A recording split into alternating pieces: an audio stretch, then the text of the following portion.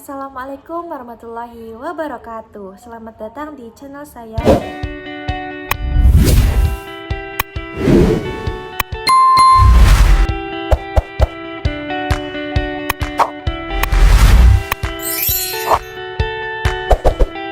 Ibu dosen yang saya hormati, pada kesempatan kali ini saya akan mempresentasikan hasil karya ilmiah yang berjudul Perkembangan Finansial Teknologi atau Fintech dalam Perspektif Hukum Islam, ditulis oleh Aiwati Umi Padilah dan Dery Setiawan pada Jurnal Hukum Ekonomi Syariah tahun 2024.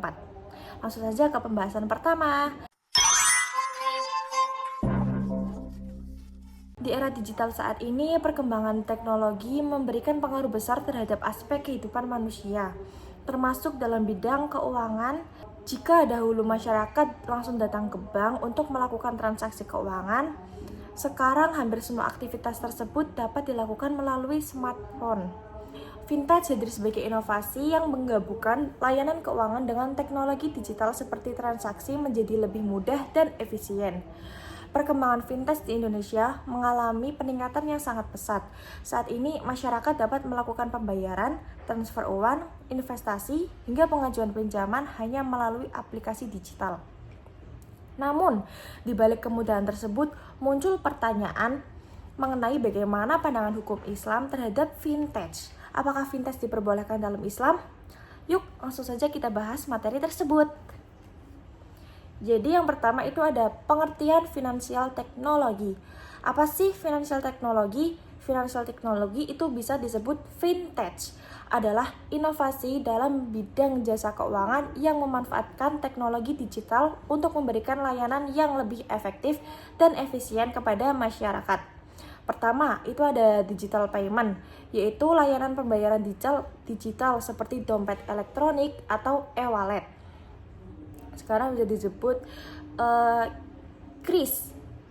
Kedua ada peer-to-peer lending, yaitu layanan pinjam-meminjam uang secara online yang mempertemukan memberi pinjaman dan penerima pinjaman melalui platform digital.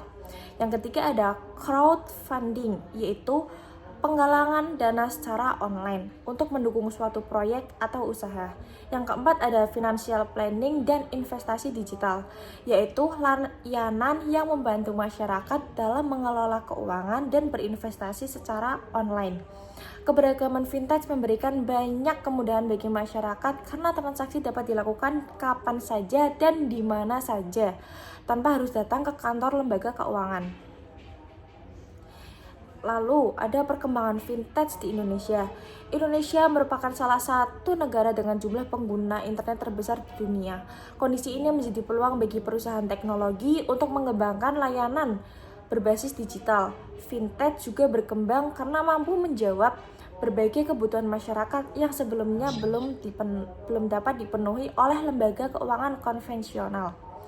Misalnya, banyak pelaku usaha kecil dan menengah yang mengalami kesulitan mendapatkan modal usaha dari bank karena persyaratan yang cukup berat. Fintech juga membantu masyarakat yang tinggal di daerah terpencil untuk mengakses layanan keuangan tanpa harus datang ke kantor bank.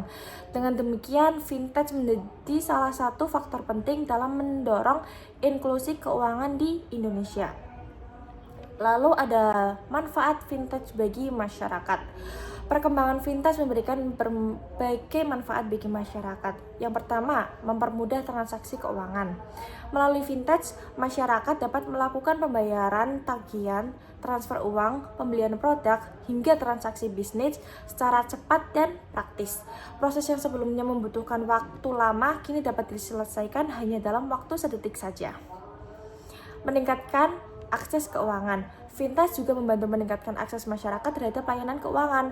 Masyarakat yang sebelumnya tidak memiliki rekening bank, ini dapat menggunakan berbagai layanan keuangan digital melalui aplikasi. Hal ini membantu memperluas inklusi keuangan dan meningkatkan kesejahteraan masyarakat. Lalu mendukung UMKM. Usaha mikro kecil dan menengah atau UMKM merupakan salah satu sektor yang sangat terbantu dengan adanya fintech.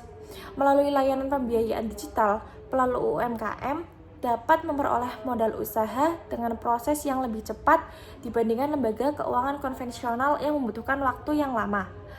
Dengan adanya akses pembiayaan yang lebih mudah, UMKM dapat berkembang dan meningkatkan produktivitasnya. Lalu ada efisiensi waktu dan biaya. Fintech juga membantu mengurangi biaya operasional serta menghemat waktu. Transaksi dapat dilakukan secara online tanpa harus datang langsung ke kantor, bank, atau lembaga keuangan lainnya. Hal ini membuat aktivitas ekonomi menjadi lebih efisien dan praktis. Lalu ada resiko dan tantangan fintech. Meskipun memberikan banyak manfaat, tentunya ada resiko dan tantangannya ya guys. Salah satunya adalah risiko keamanan data pribadi. Itu yang sering terjadi. Karena seluruh transaksi dilakukan secara digital, terdapat kemungkinan terjadinya kebocoran data apabila sistem keamanan tidak dikelola dengan baik. Selain itu, maraknya peminjaman online ilegal juga menjadi permasalahan yang cukup serius di Indonesia. Banyak masyarakat yang tergiur dengan kemudahan pinjaman online tanpa memahami resiko yang ada. Akibatnya, tidak sedikit masyarakat yang mengalami kerugian akibat praktik fintech ilegal.